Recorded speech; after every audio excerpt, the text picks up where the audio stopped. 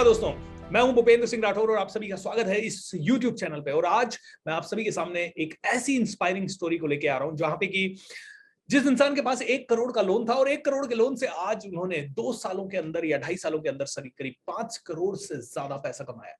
ना सिर्फ 5 करोड़ से ज्यादा पैसा कमाया है, मैं कहूंगा दोस्तों, मुझे ये बताते हुए बहुत ही हर्ष हो रहा है कि वो इतने छोटे बैकग्राउंड से एक आदिवासी फैमिली से बिलोंग करते हैं, लेकिन जब से उन्होंने अपना होश संभाला उसके बाद उन्होंने अपने जीवन में पीछे मुड़ के कहीं नहीं देखा। वो इनफैक्ट अपने पूरे जिले के, उनका पूरा जो जिला है जहां से वो बिलोंग करते हैं, उस पूरे जिले में पहली मर्सिडीज बेंज खरीदने वाले व्यक्ति हैं। I think it's a very very powerful story. और ये स्टोरी दोस्तों आप लोगों तक मैं इसलिए भी लेके आ रहा हूं क्योंकि जब आप इस तरह की स्टोरीज को सुनते हैं जो कि हमारे बीच में से ही कोई स्टोरी बनी है, तब आपको ज्यादा प्रेरणा मिलती है। क्योंकि दुनिया रतन टाटा साहब की या नारायण मूर्ति साहब की स्टोरी जब बताती है तो आज हमें लगता है कि अरे यार वो तो लाखों करोड़ के व्यक्ति बन गए हैं, तो वहां तक पहुंचना हमारे लिए मुश्किल है। लेकिन जब हम देखते हैं कि एक गांव से उठा हुआ व्यक्ति, जड़ों से उठा हुआ व्यक्ति जब मिलता है और ये सब करता है, तो उससे सीखने से जो प्रेरणा मिलती है वो ये कहती है कि ये कर सकते हैं तो हम भी कर सकते हैं। तो इस वीडियो को ध्यान से देखिएगा। नंबर 1, नंबर 2 चैनल को सब्सक्राइब कर लीजिएगा। नंबर 3 मैं चाहूंगा कि हर एक गांव के व्यक्ति तक, हर एक शहर के व्यक्ति तक, हर एक दोस्त तक और हर एक परिवार के मेंबर तक ये वीडियो जरूर पहुंचा दीजिएगा। बिकॉज हो सकता है आपको इंस्पिरेशन जितनी मिल रही है उससे कहीं ज्यादा इंस्पिरेशन की जरूरत कई लोगों को हो, और उन्हें वो इंस्पिरेशन आज मिल जाए तो वो भी एक दिन इतिहास रच देंगे। दोस्तों आइए स्वागत करते हैं इस चैनल पे द वन एंड ओनली, मेरे बहुत ही प्यारे दोस्त एंड बहुत ही काबिले तारीफ स्किल के धनी, आई वुड से एक बहुत ही प्यारे व्यक्तित्व के धनी, one and only mister Sudhir Kovega. Sudhir sir, how are you doing? Thank you very much BSR sir, and I am great. आपके बारे में तो लोगों को पता ही है, और जो आपने मेरे बारे में इंट्रोडक्शन दिया, मेरे बारे में जो भी बोला उसके लिए काफी तहे दिल से धन्यवाद। सुधीर भाई, मैं आप जैसे लोगों से मिलकर बहुत ज्यादा इंस्पायर होता हूं क्योंकि जो मैंने देखा 1 करोड़ का लोन, और मैं आपसे इसलिए इतना ज्यादा रिलेट कर पाता हूं क्योंकि आज से करीब 4 साल पहले मेरे ऊपर भी 1.5 करोड़ का लोन था और बहुत चैलेंजिंग लग रही थी सिचुएशन। उस समय लग रहा था कि पता नहीं सब कुछ क्रम्बल हो गया और अब वो वापस कभी उठ ही नहीं पाएंगे।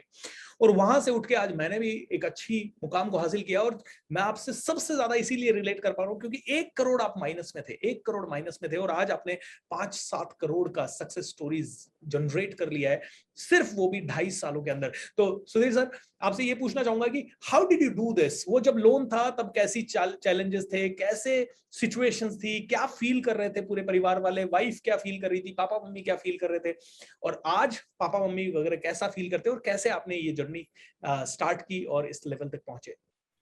तो ये जर्नी की शुरुआत काफी पहले हुई थी। 2006 में मैंने ग्राफोलॉजी सीखा था, और मन में ऐसी इच्छा उमड़ के आई कि ये साइंस इतना जेन्युइन, इतना अच्छा है कि इसने मेरी लाइफ बदली बहुत है ना। मैं इतना डरपोक था, मैं बात नहीं करता था, शर्मिला था, किसी के सामने नहीं जा पाता था, हिम्मत नहीं थी किसी भी चीज को करने की। तो ऐसी बहुत सारी खामियां थी, नॉलेज भी नहीं था, मैं बोल भी नहीं पाता था। तो उसके ऊपर मैंने मेरे खुद की राइटिंग और सिग्नेचर पे काम किया, और मैंने मेरे व्यक्तित्व को बदला। तो 4 साल में मेरा व्यक्तित्व बहुत बदल गया। जब ये बदले हुए व्यक्तित्व को जॉब करना रास नहीं आ रहा था, तो कहीं ना कहीं मैंने ये सोचा कि चलो जॉब छोड़ते और ये ग्राफोलॉजी को लोगों तक, जन जन तक पहुंचाते, ताकि वो भी अपनी लाइफ में वो कर पाए जो मैंने किया है। क्योंकि उसके पहले मैं गांव से था तो नॉलेज तो कुछ था ही नहीं। तो 2010 में मैंने जॉब छोड़ा, और 2010 में जॉब छोड़ने के बाद जब मैं इस इंडस्ट्री में जाना चाहता था तो पैसे नहीं थे। तो 2010 में आपने जब जॉब छोड़ा, वो कौन सी जॉब थी? और मैं आपसे ये भी सेकंड रिलेशन का पॉइंट मिल गया कि मैंने भी 2010 में ही जॉब छोड़ी थी। अरे वाह, ग्रेट। तो 2010 में मैं एक सॉफ्टवेयर इंजीनियर था।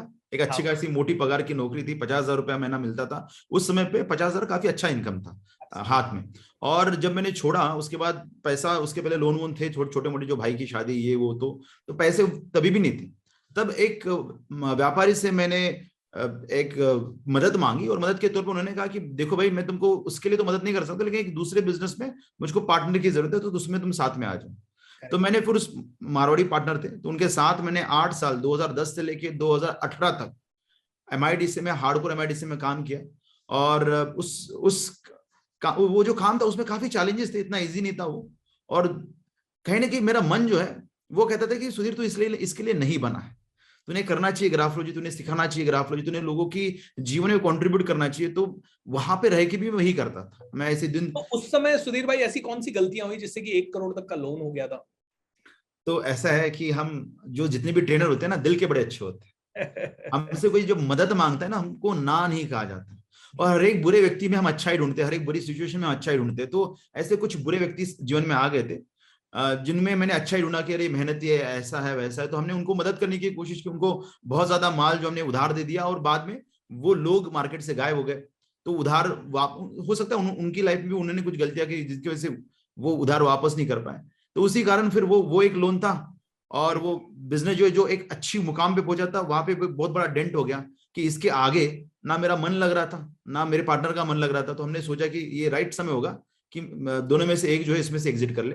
तो मैंने सोचा कि मैं बाहर निकलता हूँ, क्योंकि वैसे भी मेरा पैशन जो है वो कोचिंग या टीचिंग में ज्यादा था। राइट। तो सो सुधीर भाई, जब ये कोचिंग और टीचिंग की बात आई तो 2018 से आपने कोचिंग को फुल टाइम ज्वाइन किया है, मैं राइट? करेक्ट। कई लोग कोचिंग में आना चाहते हैं, लेकिन वो लोग आने से डरते भी हैं। उनके पास टैलेंट भी है, जैसे आपके पास टैलेंट था, लेकिन आपने भी 8-10 साल डिले कर दिया बिकॉज आप सोच रहे थे कि बिजनेस से कुछ हो जाएगा। कई लोग कोचिंग में आना चाहते हैं, तो मैं चाहूंगा कि आप अपनी जर्नी शेयर करेंगी। कोचिंग में आप आके इतना पैसा 2-3 सालों में कैसे कमा पाए, और क्या क्या राइट स्टेप्स हैं जिससे कि लोग यहाँ आ सकते हैं? पहले तो मुझको ऐसा लगा था कि कोचिंग में बहुत आसानी से पैसा और बहुत ज्यादा पैसा है, जो कि सच है। पर जब मैंने एंट्री की कोचिंग के लिए, तब मुझको ये नहीं पता था कि इसको एज अ बिजनेस कैसे किया जाता है। जैसे मैं लोहे का धंधा करता था, तो लोहे में आप पैसा डालते हो, माल लेकर रखते हो और धीरे धीरे उसको बेचते हो। तो मैंने बैंक से लोन लिया, मेरे दोस्तों से लोन लिया, और मैंने इमीडिएटली बहुत बड़ी लेवल पे मार्केटिंग की 1-2-3 महीने में। तो कुछ 25-30 लाख रुपए मैंने खर्चा किया, और 1 रुपया भी वापस नहीं आया, जो कि मुझ में बड़ा आत्मविश्वास था इस बात को लेकर, क्योंकि मैंने ऑलरेडी बिजनेस किया था, सक्सेसफुल था। तो मैंने सोचा था कि सिमिलर रिजल्ट मुझको यहाँ मिलेगा, लोग बहुत जल्दी जल्दी मुझको एनरोल करेंगे, मेरे कोर्सेज करेंगे, मेरी बैच लग जाएगी। लेकिन पैसा खत्म हुआ और कुछ ऐसा नहीं हुआ। तो उसके बाद वो खोजबीन चालू हुई कि इसको कैसे किया जाता है। तो इसको करने का तरीका, जैसे आपने भी बहुत सारी कोर्सेज किए, बहुत सारे कोचेस के पास आप गए, तो मैंने भी ऐसे कई सारे कोचेस के पास जाके अलग अलग कोर्सेज किए, जैसे पब्लिक स्पीकिंग का कोर्स हो गया, या फिर डिजिटल मार्केटिंग का कोर्स हो गया, कॉपी राइटिंग का कोर्स हो गया, तो ऐसे वीडियो एडिटिंग। तो मैंने हर तरह का नॉलेज को एक्वायर किया 2 साल में। और जब बहुत सारा अलग अलग स्किल को मैंने एक्वायर किया, उसके बाद ये सक्सेस आनी चालू हो गई। मैं कहूंगा कि 2020 की शुरुआत में, दिसंबर 2019 से हमको सक्सेस मिलना चालू हुआ था। लेकिन ऐसे एक बॉम्ब फूटा था मार्च 2020 में कि अभी हम लोग फिजिकली कुछ नहीं कर पाएंगे। हाँ, तो उस समय पे तो मैंने बोल दिया मेरी वाइफ को कि देखो, अभी हम लोग घर बेच देंगे, कार बेच देंगे, और अभी हम लोग गाँव जाएंगे, क्योंकि मुझको नहीं लगता इसमें से हम कभी रिकवर कर पाएंगे। वो समय था। और इस पूरी जर्नी के दौरान, जैसे आपने पूछा कि घर वाले तो बिल्कुल भी सपोर्टिव नहीं थे। ये पूरी, मतलब जब से मैंने जॉब छोड़ा, मेरे पापा ने मुझसे बात करनी बंद कर दी, क्योंकि ऑब्वियसली एक ड्राइवर का लड़का, मतलब एक ऐसे व्यक्ति, मतलब जब मेरा जन्म हुआ था उस समय पे पापा जो थे वो रोड कंस्ट्रक्शन का काम करते थे। उसके बाद मम्मी दूसरों के घर में बर्तन मांजती थी, कपड़े धोती थी, वो भी उन्होंने काम किया। तो ऐसी जगह से उन्होंने मुझको इंजीनियर बनाया, जिसमें बहुत पैसा खर्च होता है इंजीनियर बनने में। और उस समय पे उन्होंने, मतलब मुझको ये याद नहीं कि कभी भी उन दोनों ने मेरे पहले खाना खाया। हम जब भी घर पे जाते थे, मेरा भाई और मैं दोनों पहले खाना खाते थे, उसके बाद मम्मी पापा जो भी बच्चा हुआ है वो खाते थे। तो जब उन्होंने मुझको देखा कि जॉब छोड़ दिया, तो वो उनको इतना बुरा लगा कि उन्होंने 1-2 साल मुझसे बात ही नहीं की। My God. और मम्मी भी आती थी हमेशा मिलने, तो सिर्फ रोती थी मेरे को देख के, क्योंकि जो कलर था मेरा, वो जो हम लोग कहते ना कि एक ब्लैक, तो मैं हर दिन भर रात भर धूप में काम करता था, मार्केटिंग करता था, तो पूरा ऐसा काला कलर था। तो और कपड़े सब मैले होते थे, जब मजदूर जो जैसा दिखता था वैसे मैं दिखता था। और मम्मी तो इतना इतना रोती थी कि अनइमेजिनेबल।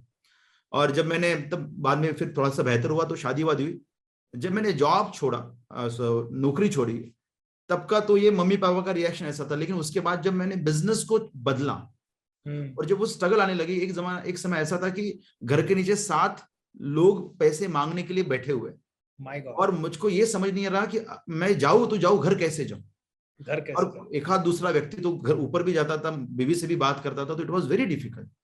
तो उस समय पे तो कभी, आपको तो पता है, टू मच नेगेटिव मन में आता था, लेकिन कुछ एक पागलपन था। ये जर्नी मैंने भी देखी, हालांकि इतने बुरे दिन नहीं देखे कि 7 लोग एक साथ मांगने के लिए खड़े थे, लेकिन हाँ, एक एक आदमी कई बार आ जाता था। और जब ये सिचुएशन आती है तो आई कैन अंडरस्टैंड किस लेवल का स्ट्रेस होता है।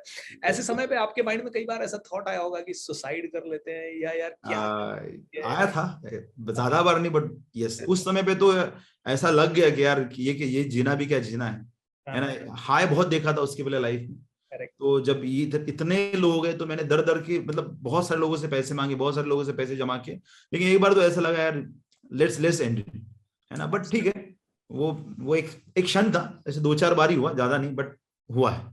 तो अब आप जब ये सफलता की सीढ़ियां चढ़ गए हैं, पिछले 2.5 साल 3 साल के अंदर आपने जो सफलता देखी है, और 5 करोड़ रुपए आपने, आई थिंक कोविड के बाद से ही आपने 5 करोड़ रुपए उस समय में जहां पे आपको लग रहा था कि अब तो सब बेचना पड़ेगा और घर जाना पड़ेगा, आपने कमाए।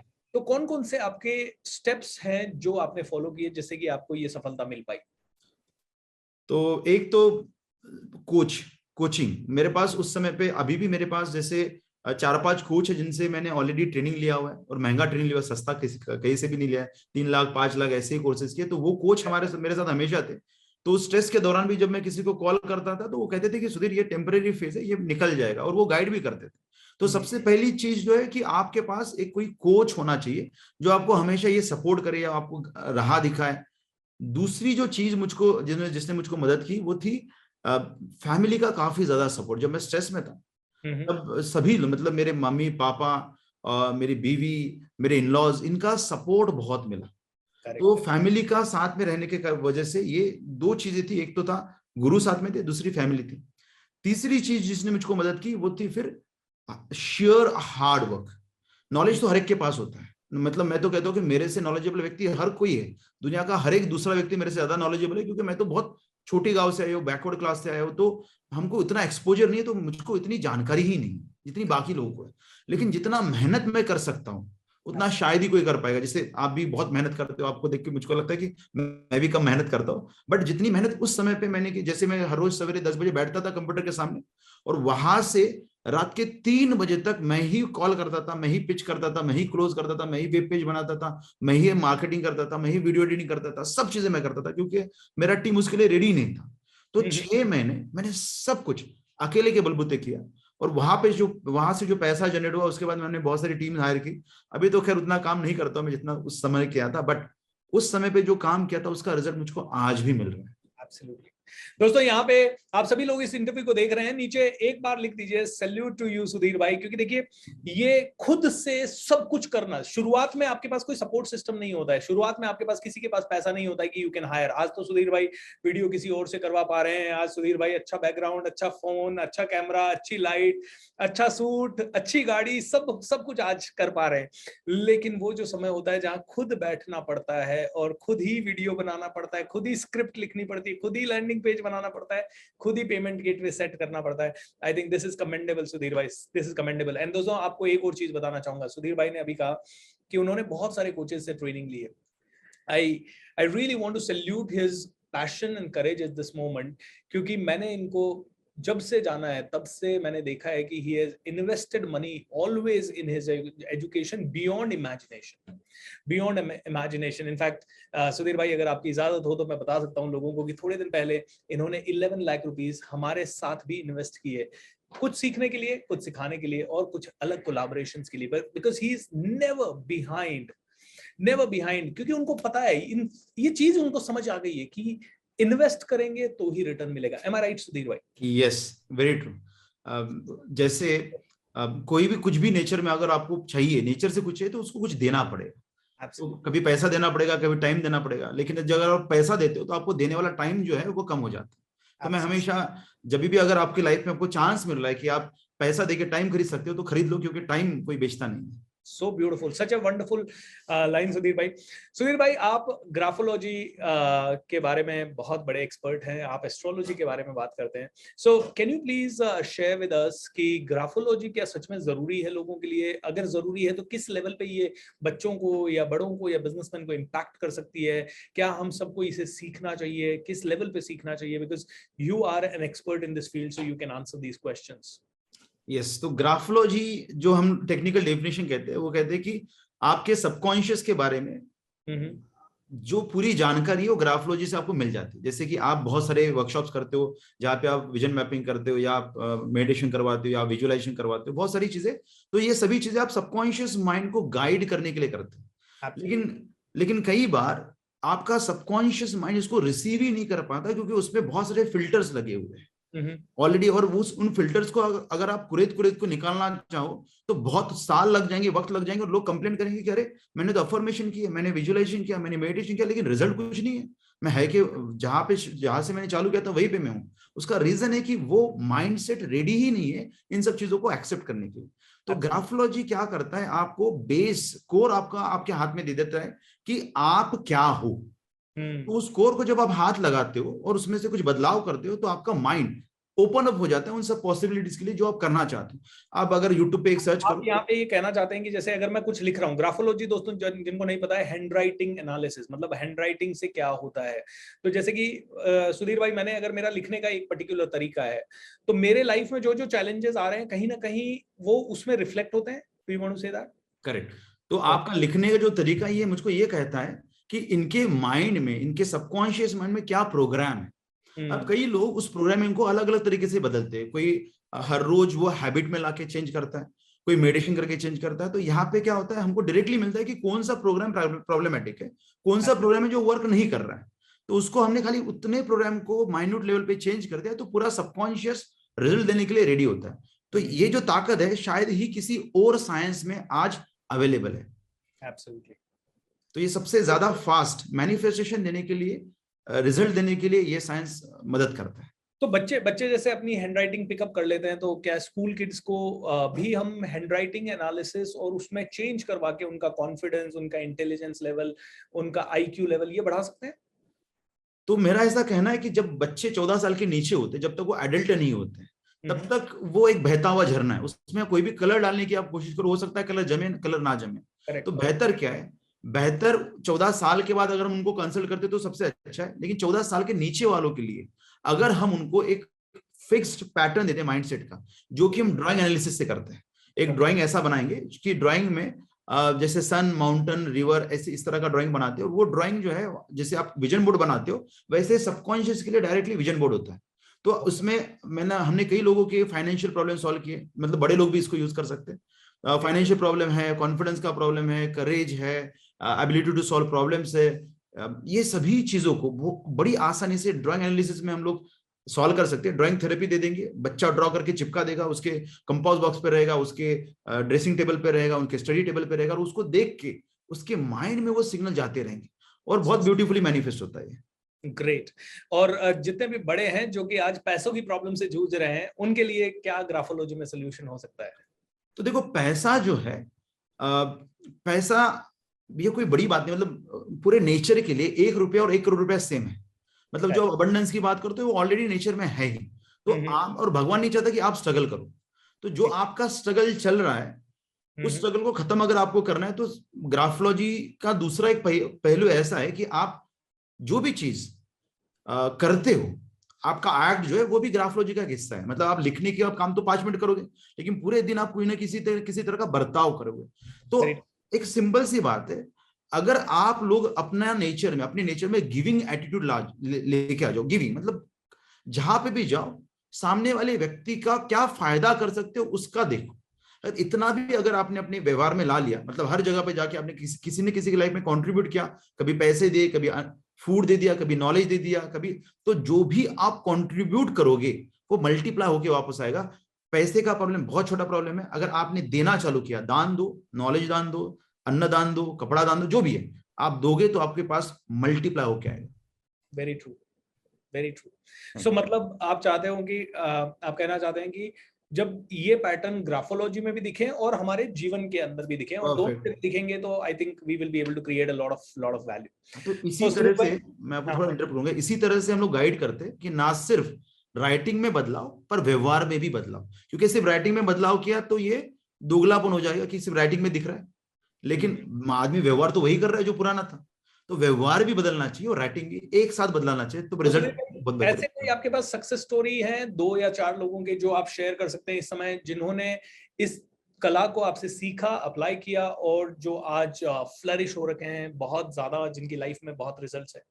तो ऐसे तो बहुत सारे लोग हैं। जैसे अगर अब सरिता केतन डागा है, उन्होंने हमसे सीखा। अब उनका महीने का इनकम 5 से 10 लाख रुपए है। फिर रविंद्र राव नाम से एक एस्ट्रोलॉजर है, तो उनका भी इनकम अभी 2-3 लाख रुपए महीना हो गया है।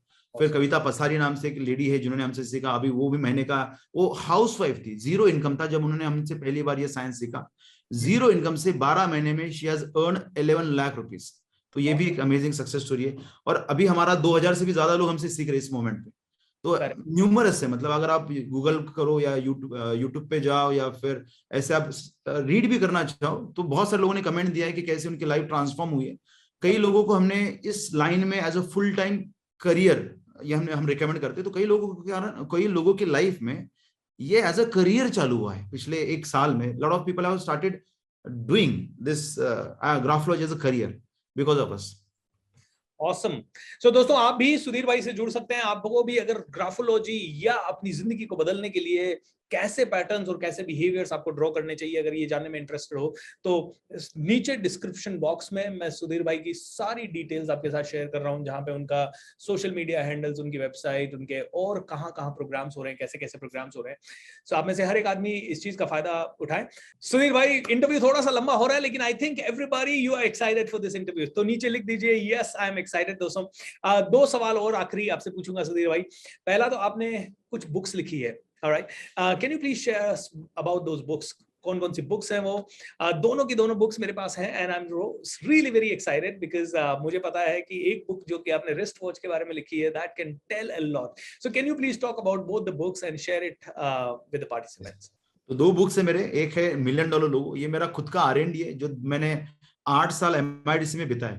उस समय पे मैंने बहुत सारे एंटरप्रेन्योर से इंटरव्यू करके बहुत सारी चीजें खोज की और मैंने पता किया कि कैसे लोगो जो है वो मैनिफेस्ट होता है सबकॉन्शियस लेवल पे, क्योंकि लोगो भी एक सिंबल है और आपका माइंड सिर्फ सिंबॉलिक लैंग्वेज ही समझता है। तो लोगो बदल के हमने काफी सारे लोगों का लाइफ बदला है। बहुत बढ़िया बढ़िया सक्सेस स्टोरीज है और हमने इस साइंस को सिखाया भी है। करीबन 250 लोगों ने ये साइंस सीख के as a full time logo designer वो अभी काम कर रहे हैं, साइंटिफिक लोगो डिजाइनर। और दूसरा हमारा ये भी मेरा खुद का R&D है जिसका नाम है reverberation of time piece, wrist watch analysis के ऊपर बुक है। ये बुक इस दुनिया का पहला बुक है इस टॉपिक के ऊपर और अगले 500 से 1000 साल ये बुक लिख के मैंने मेरा नाम इतिहास में लिख दिया है कि अगले 500-1000 साल लोग इसी टॉपिक को डिस्कस करेंगे और कहेंगे कि सुधीर नाम से कोई था जिन्होंने इस टॉपिक के ऊपर पहला बुक लिखा और रिसर्च किया। Awesome. दोनों यूनिक ये बुक बात करता है कि रिस्ट वॉच किस तरह की आदमी पहन रहा है, कौन सी पहन रहा है, उसका कलर क्या है, उसका डायल क्या है, उसका साइज क्या है, उनसे आप पर्सनालिटी एनालिसिस करते हैं। एम आई राइट? यस, और हमारे कॉन्शियस और सबकॉन्शियस माइंड को भी हम आसानी से इन्फ्लुएंस कर सकते हैं इसी रिस्ट वॉच को बदल के। Awesome.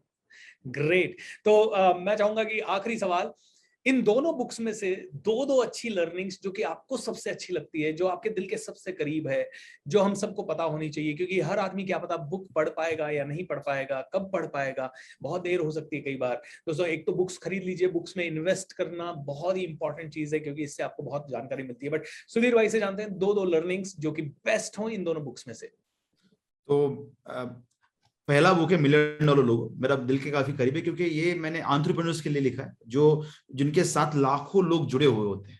और अगर हमने एक एंटरप्रेन्योर की मदद की और उसकी लाइफ में हमने लोगो बदला तो लाखों लोगों को एक साथ हम मदद कर सकते हैं। तो एक है कि अगर हम लोग रेड कलर यूज करते, कभी भी लोगो में अगर हमने रेड कलर यूज किया तो कंपनी में भले ही आप बहुत मेहनत कर पाओ, अग्रेशन बहुत आता है रेड कलर के कारण, लेकिन सबसे बड़ा जो दिक्कत जाता है वो जाता है इन टर्म्स ऑफ क्लोजिंग में व्यक्तियों को बहुत एफर्ट लेनी पड़ती है, क्लोजिंग आसानी से नहीं होता और कई बार अननेसेसरी निगोशिएशन को ये प्रेरित करता है। तो रेड कलर, जैसे आपने शुरुआती दिनों में आपने खुद ने भी रेड कलर यूज किया था, रेड कलर का लोगो था और मुझे काफी स्ट्रगल हुआ था। हाँ, तो वो एक होता है।